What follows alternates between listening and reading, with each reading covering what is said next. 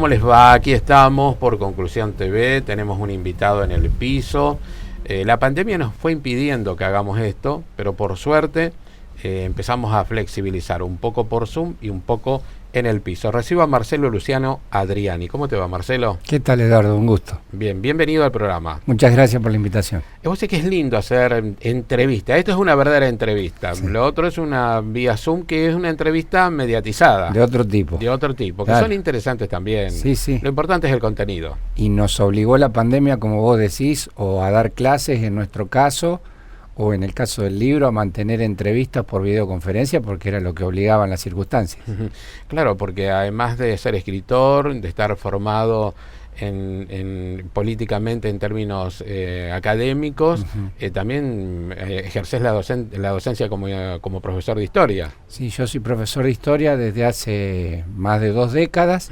Doy clases en escuela media en la localidad de Figuera y en el profesorado número 3 de Villa Constitución. Qué bueno, ¿eh? Un recorrido diario. Un recorrido diario, la vida me trajo a Rosario hace ya 14 años y viajo para allá, pero está la gente que conozco de toda la vida ya por generaciones. Claro, estás insertado en Rosario, pero sos más de allá que de acá. O sí, un poco. ¿Hijos sí, seguramente. Acá? Sí, tengo 2 hijos acá y una hija que era de mi esposa, sí. Bueno, muy bien. Has escrito un libro, también tenés esa pasión por la escritura. Sí. El historiador generalmente escribe, no siempre publica, porque la historia remite a que uno tenga que ir dejando algunas marcas en los libros, en algún papel, en algún texto, en el Word, como se puede hacer ahora. Totalmente. Hiciste un recorte importante. Voy a ver si la cámara me toma, le pregunto al cámara si me la está tomando más o menos por ahí estamos, para ver el libro. Y porque haces un recorte de un periodo importante del peronismo en Santa Fe, que es entre el 73 y el 76. Ajá, lo que se denomina habitualmente el tercer peronismo. El tercer peronismo, ¿no? La asunción de Cámpora, en su momento, su renuncia, la venida del Perón, su muerte, pero lo traemos a Santa Fe.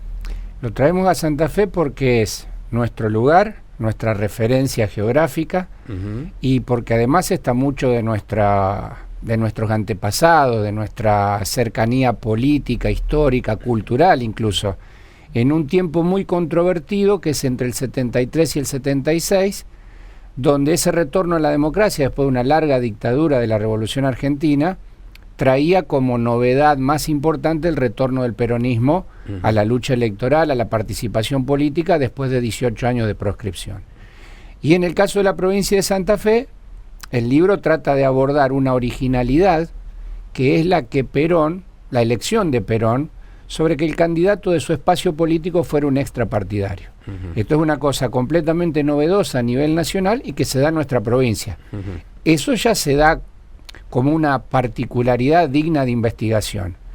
Pero viene aparejado un contexto, como decíamos recién, muy controvertido, que tiene como arrastre y consecuencia muchas de las cosas que le ocurren en el peronismo a nivel nacional, pero en clave santafesina.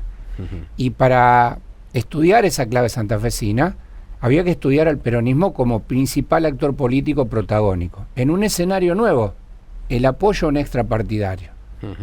Esa decisión de Perón trajo una ruptura interna, de ahí el subtítulo del libro, de los que se creían legítimos herederos por haber sido los que resistieron los 18 años de proscripción.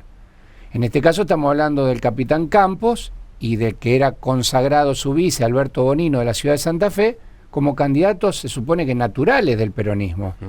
Entonces la decisión de Perón es completamente inentendible para muchos, pero era la decisión de Perón. Entonces había que ver si esa orden se acataba, cosa que no ocurrió, y eso qué resultado tenía. Y después se le van sumando otras particularidades que son propias de la región y de Santa Fe. Y especialmente de Rosario, me atrevo a decir. Porque especialmente para los más jóvenes hay que traerles una idea de una provincia, de un país completamente distinto a lo que se tiene hoy. Uno piensa en la ciudad de Rosario de la década del 70, de principio de la década del 70, y está hablando de una ciudad tremendamente industrial, donde no existía la desocupación, donde los niveles de pobreza eran bajísimos. Entonces, otro mundo, completamente distinto a lo que hoy se vive. Y esto también trasunta en el recorrido político de esa etapa de la que estamos hablando. Los otros días estuviste viendo el programa que hicimos por el libro de Un muchacho como aquel, con Abel Gilbert y con Pablo Labarcés. Exacto. Y ellos mencionaron esta diferencia entre el ser pobre, que en el 70 y pico había pobreza, que llegaba a un 3 o un 4%, sí, pero una pobreza con trabajo. No era pobreza con desocupación. El contenido del concepto pobreza hoy remite a otro tipo de cuestiones muy diferentes a aquellas, es muy Porque cierto. acá sumás la pobreza con la desigualdad, estar fuera del sistema y lejos de un servicio social como la salud, la educación, la seguridad, el transporte. Todo se deformó. No puedes hablar de la misma pobreza del 70 que de esta, que primero es muy elevada, ¿no? Claro. Rompió todos los márgenes posibles de poder ser aceptada. Totalmente. Por eso pensar en una región que tiene la mitad de su población en la pobreza comparada con aquella, claro, ya pone cualquier tipo de análisis en otro lugar. Sí, también me gustaría que reflexiones sobre cómo era el universo de los habitantes ideológicamente, o por lo menos Perón hacía una distinción entre estar preparado políticamente e ideológicamente, no distinguía esas diferencias, por lo menos a grosso modo. Estamos politizados, pero yo no sé si hay un conocimiento político, de pensamiento crítico que te pueda permitir elegir. Hoy los medios de comunicación invaden la subjetividad y te dejan a elegir entre bueno y menos bueno, o malo o menos malo. Entiendo. Bueno, esa provincia de Santa Fe, esa Argentina de principios de los 70, reitero, completamente distinta. En el espacio del peronismo, uno tendría que remitirse a lo que fue lo que se llama la irrupción del movimiento de masas en la Argentina. Esto quiere decir, y no implica ningún tipo de juicio valorativo ni cosa por el estilo, pero la gran mayoría de esa masa peronista encuentra en su origen peronista, generalmente familiar y de la generación que vivió lo del primer peronismo, como el motivo principal de adhesión. No tanto la cuestión filosófica, doctrinaria, ideológica. La calidad de vida. Sí, y no solo la calidad de vida, sino esa impronta sentimental que el peronismo tiene desde sus inicios y que lo ha caracterizado desde toda su vida, hoy quizás en una dimensión menor. Pero en esa época, todo lo que tuviera que ver con el sentimiento peronista era la principal fuerza de adhesión. De ninguna manera implica que no había espacio ni lugar para otros que pensaran, que debatieran, que discutieran ideológicamente. Por supuesto que estaba. Más aún, en una década en la cual todo lo cultural y el compromiso político era algo muy, pero muy presente. De ahí esa adhesión masiva de jóvenes, de involucramiento a la política. Si uno piensa después en lo que va a ser la desgracia de la dictadura, el genocidio de la dictadura, contra los jóvenes, contra los trabajadores, está hablando de sectores amplios involucrados en la vida social y política.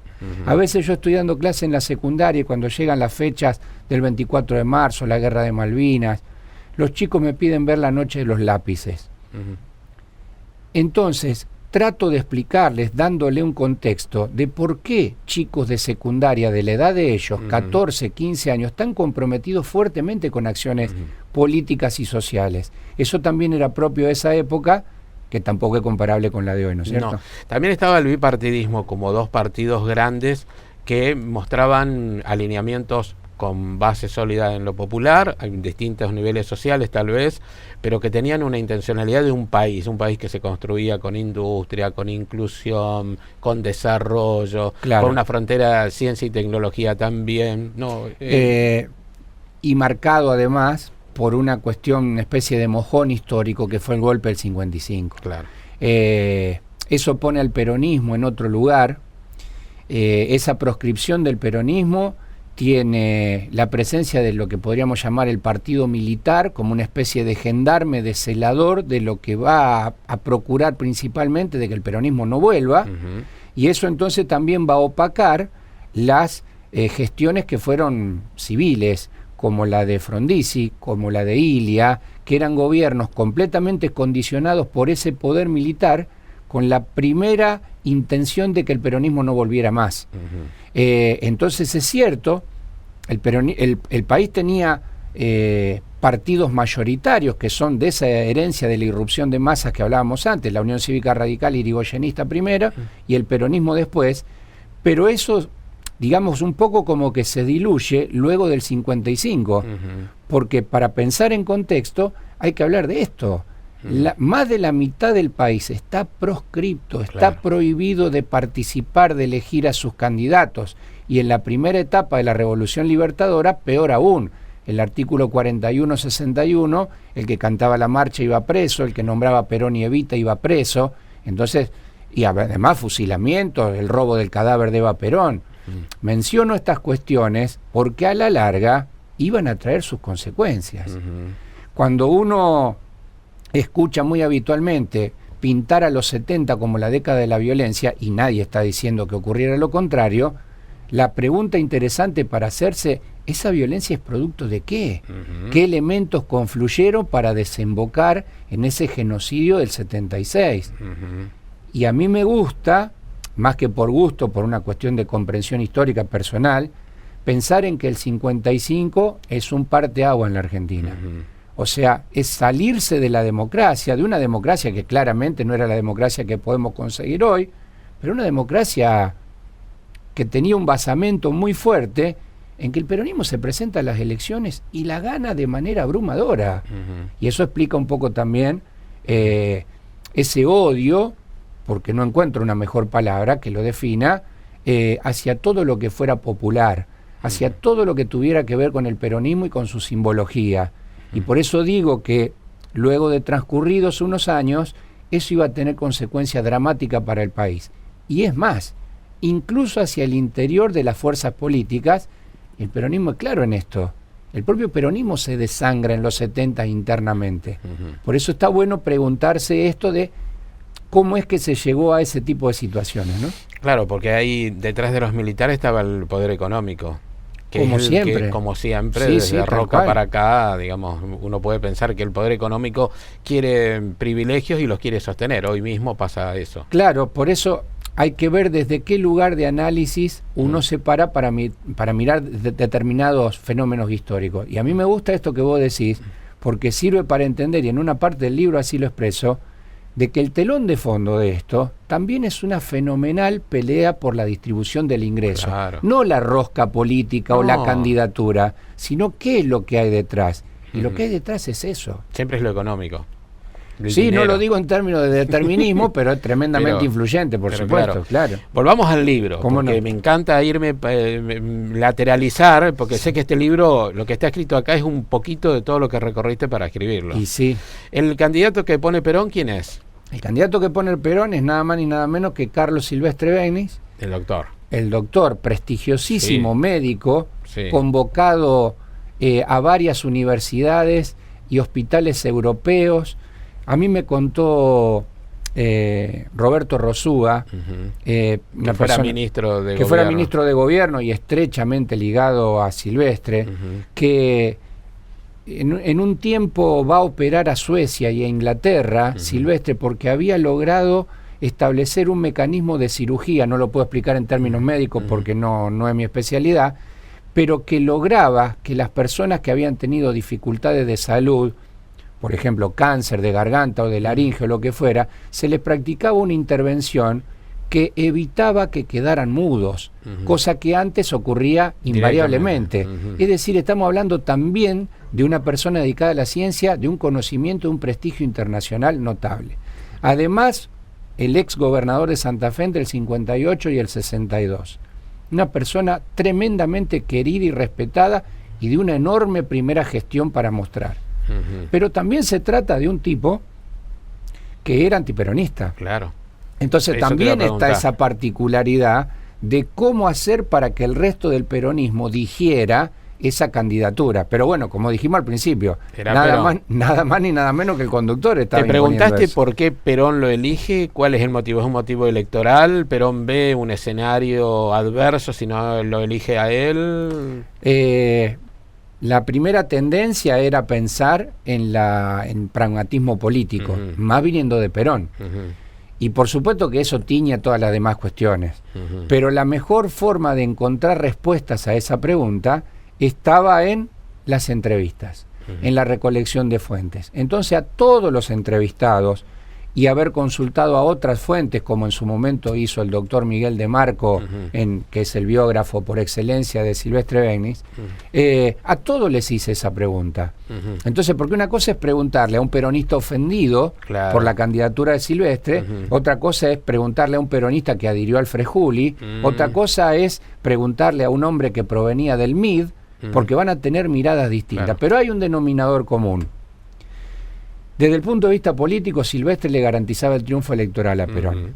Y uno puede imaginar de entrada, pero escúchame, el peronismo en el 73 no hay forma que pierda una elección. Pero resulta que Lanuse, antes de irse, no solo que prohíbe que Perón se presente, con una cláusula arbitraria, un artilugio legal, sino que además impone el balotaje. Una novedad para esa época. Es decir, si vos en primera vuelta no sacabas el 50% más uno de los votos, ibas a segunda vuelta. La idea de Lanuse era juntar en la segunda vuelta todo el antiperonismo y evitar que el peronismo ganara. No lo pudo lograr, tampoco en Santa Fe, pero hubo segunda vuelta. Hubo segunda vuelta en la que Silvestre saca el 62% de los votos, derrotando a Alberto Natale, que era el candidato de la Alianza Federalista. Que fue ese intendente de Rosario. Que después fue intendente de Rosario en la dictadura militar y era un personaje notable del Partido Demócrata Progresista, ¿no es cierto? Que acá el subtítulo es Frentismo, rupturas internas y desestabilización institucional. Bien. ¿Dentro del peronismo? ¿A eso te referís? Dentro del peronismo. Bien. Ahí está la tercera cuestión, que no es puramente y únicamente de Santa Fe. El enfrentamiento entre vicegobernadores y gobernadores se dio en por lo menos 7 provincias en esta época. Y de hecho, muchas de ellas fueron intervenidas. Sí. Se daba el caso de un vicegobernador de extracción sindical que buscaba entorpecer y obtener la intervención federal desplazando al gobernador de la rama política. Pero eso era difícil de aplicar en Santa Fe por esta imposición de Perón y además un extrapartidario. Porque en términos ideológicos podía ocurrir que ese vicegobernador de extracción sindical, Buenos Aires con Victorio Calabró, tildara de marxista al gobernador Videgain, que terminó con la destitución de Videgain. Pero esa acusación en Santa Fe no se podía hacer, porque todo el mundo sabía que Silvestre no era peronista y menos aún era marxista. Pero sin embargo, yo me atrevo a decir, desde el día 1 de la gestión, el vicegobernador proveniente de la UON del norte de la provincia, Eduardo Félix Cuello, hizo lo imposible por obtener la intervención provincial. Y nunca lo pudo lograr, pero el intento desestabilizador estuvo de manera permanente, sistemático y con mecanismos que cuesta hoy imaginar que fueran posibles. Un dato: incentivaba y motivaba en las cárceles de Coronda, el penal de Las Flores, a que se desarrollen motines. Es decir, ustedes están presos acá porque son peronistas. Todo con la intención de generar un desorden que perjudicara al gobierno de Silvestre, a Roberto Rosúa, que era el ministro de gobierno y por lo tanto también encargado de esas cuestiones. Es decir, un tiempo bastante oscuro. Y además, que es la otra cuestión que el libro intenta ingresar, es a partir del conocimiento de los diferentes espacios peronistas, terminar viendo cómo ese espacio de lucha interna que se da a nivel nacional del peronismo, entre la juventud peronista, la tendencia Montoneros, y el espacio sindical que se denominaba la burocracia sindical. Verlo desde el punto de vista santafesino, ¿era netamente así? ¿Era exactamente así? No, no era exactamente así. Otra particularidad que se encuentra en nuestra provincia. ¿Había un poder monolítico desde lo sindical? Lo había, pero eso no implicaba unidad. Más bien todo lo contrario. La ciudad de Rosario lo muestra claramente. La UON está enfrentada completamente con el sindicato de la carne, el del cual Luis Rubeo padre, digamos hoy para que se entienda de quién hablamos, era un principal protagonista, no como un hombre del sindicalismo, sino como muy cercano al sindicato de la carne, y eso hacía que se defina política, es decir, el sindicato de la carne y Rubeo apoyando fuertemente la gestión de Silvestre Béniz y la UON haciendo lo imposible por desestabilizarlo. Pero también en el ámbito municipal. Eso le pasa a la gestión del último intendente peronista de esta ciudad, Rodolfo Ruggeri, que es un hombre que llega por su cercanía con Luis Rubeo a ser el candidato consagrado, pero al día de asumir se parte el bloque de concejales peronistas a la mitad, porque unos están enrolados en una CGT y otros en otra CGT, y unos en unas 62 organizaciones y otros en otras 62 organizaciones. Entonces es un tiempo muy complicado. No son nunca comparables los tiempos, ¿no? Pero la política en la Argentina es un tema de conflictos.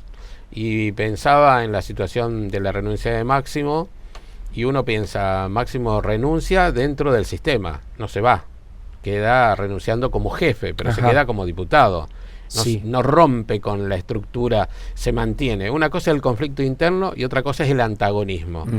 ¿Estábamos en antagonismos o estábamos en conflictos internos? Porque Perón cuando echa a la JP y a Montoneros de la Plaza, él genera una tensión interna. Algunos rompen, otros no. Yo no sé si la genera Perón, esa tensión interna. Es más, me atrevo a decir que la tensión interna existía por lo menos desde 1972. Sí, claro. O sea, nada surge... No es una cuestión de convicción personal, sino de lectura histórica y de recopilación de fuentes, y de hecho en el libro se analiza mucho la etapa de Perón en el exilio y de los santafesinos que iban a verlo allá y que me pudieron dar su testimonio. Perón tiene claro en el 72 para dónde tiene que ir el movimiento peronista. Lo que no parecen tenerlo claro, o por lo menos no están de acuerdo con esa mirada de Perón, son los sectores de la juventud y especialmente de Montoneros. Y esto se agudiza todavía más luego de la renuncia de Cámpora, pero antes fue la masacre de Ezeiza, y luego será la elección de Isabel, de su esposa, como la candidata a vicepresidente. Esto generó una discusión interna tremenda. Está el famosísimo acto de Atlanta con el discurso de cierre de Firmenich, que está impugnando la candidatura de Isabel, lo cual significaba un desafío abierto al liderazgo de Perón. Entonces, en ese escenario es difícil que esas cosas, en ese tiempo, se diriman a través de la discusión política, porque todo el mundo tenía un fierro. Todo el mundo tenía un fierro, pero hay un hecho importante que es tanto la juventud peronista, los movimientos sindicales, que hacen un gran trabajo militante para que Perón pueda volver. Ahí esa presencia, ese empuje está también ahí en los jóvenes. Tal cual. Por eso muchos desde el espacio interno del peronismo se arrogan el derecho de decir, gracias a mí volvió. Claro. Es más, me ha pasado con algunos entrevistados, enojados todavía con cierta parte de la historia o de los historiadores, que han querido significar, según esa mirada, que es gracias a, por ejemplo, el asesinato de Aramburu, la aparición de Montoneros. ¿Y nosotros? ¿Y los que resistimos desde los sindicatos? ¿Y los que resistimos desde los barrios? Rosario es la capital nacional del peronismo, pero es la capital del peronismo, como decimos ahí, no por los resultados electorales. Rosario fue bautizada como la capital del peronismo por lo que resistió después del 55. Claro. Entonces golpearse el pecho es un poco, yo diría, más que ambicioso, ¿no es cierto? Cierto ego puesto en primera persona, porque es gracias a la lucha política que desarrollaron muchos y de diferentes lugares para provocar ese regreso tan ansiado que se concretó el 17 de noviembre del 72 y definitivamente en el 73. No se pudo trabajar sobre la sinergia, ¿no? Quedó marcadas las divisiones y eso terminó generando también, desde afuera se debe haber empujado bastante para que se dividiera, ¿no? Y una cosa que nunca hay que perder de vista, la historia, para poder entender mejor algunas cuestiones, hay que ampliar la mirada, sí, claro. Hay que salir de lo micro y ver que estamos hablando de tiempos muy cercanos a la Revolución Cubana, claro. Tiempos de la Guerra Fría, tiempos de movimientos de luchas armadas en muchos de nuestros países hermanos, es decir, no es que lo que le pasa a la Argentina es único, irrepetible, ni cosa por el estilo. Acá me parece que el condimento especial lo da el mayor movimiento de masa de Occidente, que el peronismo. Entonces va a tener una particularidad que que no se encuentra en otros países de América Latina, pero que iba a tener características muy particulares, dramáticas y sangrientas, lamentablemente. Claro, después viene la dictadura a pensar en la reconstrucción nacional y es justamente viene a destruir todos los movimientos políticos, ¿no? A Claro. secuestrar, a matar, a generar una dictadura que es la más terrible que vivió la Argentina. La dictadura anterior, la del 66 al 73, había tratado de imponer no solo sacar al peronismo del juego político, sino sacar a todos los partidos del juego político. Porque la culpable de todo era la política para Onganía. Claro. La responsable de todos los males de la Argentina era la política y la democracia. Ahora bien, la última dictadura, y de ahí el resultado del genocidio y el motivo principal del genocidio, es eliminar definitivamente cualquier esbozo de lucha y de resistencia y de oposición a lo que vinieron a imponer y lo que lograron imponer. Pero a mí no se me pierde de vista que ya en el 75 con Rodrigo, por imposición de López Rega, hubo un intento de plan muy similar al que va a poner Martínez de Oz desde el 24 de marzo del 76. Y eso se podía hacer a sangre y fuego. Y de ahí el resultado del genocidio, y de ahí los sectores, porque hay estudios hechos de quiénes fueron las víctimas del genocidio, y no casualmente el espacio más grande son los trabajadores, el segundo espacio es la juventud. Sí. De ahí esta necesidad de los genocidas de eliminar cualquier tipo de resistencia. Claro, por eso el robo de los nietos y de los hijos. Claro, esas ya eran salvajadas adicionales Como para evitar propios de la época por tipos que habían sido formados en lugares donde el exterminio era la palabra que para no jugaba dejar más ninguna fuerte. semilla de lo que podía ser. Claro, no dejar vestigio alguno, tal cual. Volvamos a tu libro, porque si no vamos. Todo lo que dijiste está relacionado con el libro, pero el libro tiene entrevistas. El libro tiene 16 entrevistas que se hicieron en un lapso de más de 2 años. Nombrar a alguno de los entrevistados. ¿Cómo no? Voy a empezar por el primero. El primero fue Juan Martino en la ciudad de Santa Fe, que fue diputado provincial por la lista 9 peronista, porque se presentó la lista 9 en primera vuelta. Y no solo que se presentó, sino que obtuvo el sello legal del Partido Justicialista. Por eso la fórmula de Silvestre termina siendo Movimiento de Integración y Desarrollo en Santa Fe. Exacto. El segundo fue Rubén Dunda, Sí. expresidente de la Cámara de Diputados a los 29 años. Después viajé a Buenos Aires a entrevistar a Luis Rubeo. Entrevisté a Eduardo Ceballos, entrevisté a Roberto Rosúa, entrevisté a Victorio Paulón, a Arturo Gandola, entrevisté a Betty Toni y a Berta Temporelli, entrevisté a Roberto Maurino, a Antonio Bonifaci, a Oscar Lamberto. Es decir, hubo una intención de cubrir los diferentes espacios, el que había militado en Montoneros, el que había estado en la rama política, el que tenía que ver con el gobierno provincial, como en el caso de Rosúa. Me parece que quedaron bastante bien representados todos los sectores.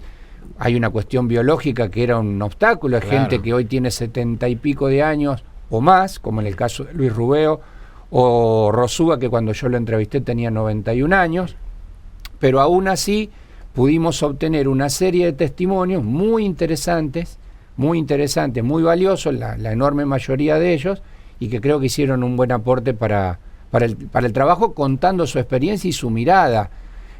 Yo lo que trataba era de que no se hiciera ese testimonio, siempre un problema de la historia oral es ese, de que no se hiciera con el libro del lunes, con el diario del lunes, con ahora resultado, sino que trataran de pensar en ese tiempo vivido. Complicado. En algunos casos se pudo lograr bien. Para cerrar, el peronismo retomó la conducción de la provincia en las últimas elecciones, ¿no? Después de acuerdos y demás. El peronismo, cuando se junta, puede ganar. Lo mismo pasó a nivel nacional.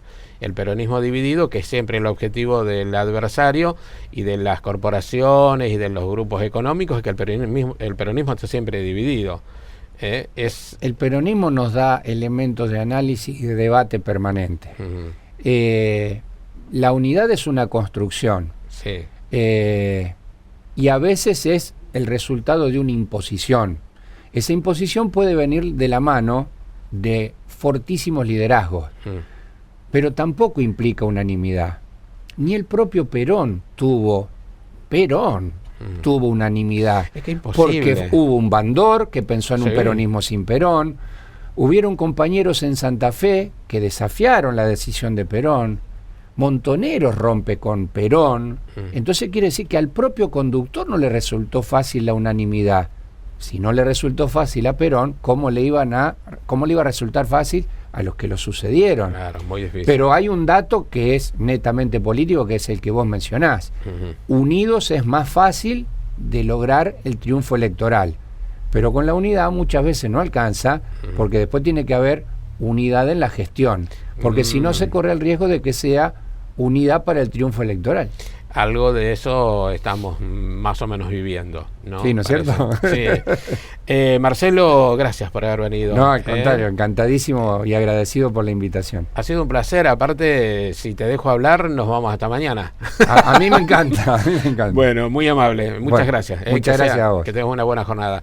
Bueno, gracias a Marcelo por haber venido y gracias a ustedes por el programa. Tiene un alto contenido de historia y de reflexión política que la verdad me encantó hacer esta entrevista. Hasta la semana que viene.